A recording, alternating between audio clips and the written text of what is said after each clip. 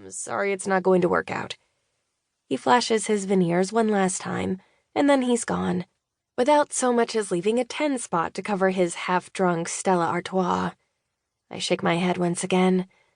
I allow a few minutes, let her compose herself, her red lips parted in what seems like abject horror, and gather my thoughts. Let her gather hers. And then... "Excuse me." I climb down off the stool, drink in hand, ballet flats squeaking as I approach. She does a double take, hair swinging over the other shoulder in one swoop. "Me? Yes, you mind?" I indicate the empty chair, but sit anyway, before she can answer. If I'm going to secure her as a client, there's no time to be timid. "I couldn't help it over here. I'm not into women, no offense." She's already going for her shoulder bag. I dig her confidence. "None taken? Me neither. But that..." I hitch a thumb toward the door. "That right there is what's wrong with America. Chicks like us strutting around in our best Ralph Lauren just to be rejected by some side part with a briefcase?" She yanks back, flicks her stare up and down my attire, apparently giving me the once-over. A heat curls in my cheeks, and I'm back to my sorority days. Do I look the part enough? Is this girl gonna be friend or foe? And I clap a palm to my sternum. Enough of that. "I'm coming from work," I say. "I run the bookstore down the street. I don't always look so... bookish." I pat my top knot. "And anyway, that doesn't matter. You're obviously fine in the looks department. That's not where you need my help." Her eyes light. She seemingly ignores my last statement. "Literature and legislature? I love that place." I nod, allow a grin. "But I also have a little side business. Now, it's none of my business, although it is my business." I pause for the laughter that doesn't come. "But where did you find that guy? Which dating site?" She blushes, like it wasn't obvious they were on an online date. Clears her throat.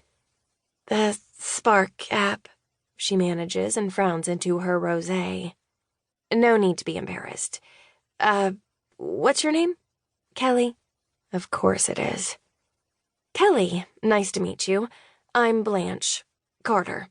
Now that we're friends, tell me, what in the hell just happened?" There's a moment like there always is, where the potential client weighs whether or not I'm some psycho. And really, I don't ever blame them. It's always this way when I'm being this pushy. But I've only gained 3 clients with this side work in the last 2 weeks, and Mama needs to pay off her student loans. Most of the time, though, I think these women could stand to be less trusting. Yes, even of me. But I also know what I know about love. It's intoxicating.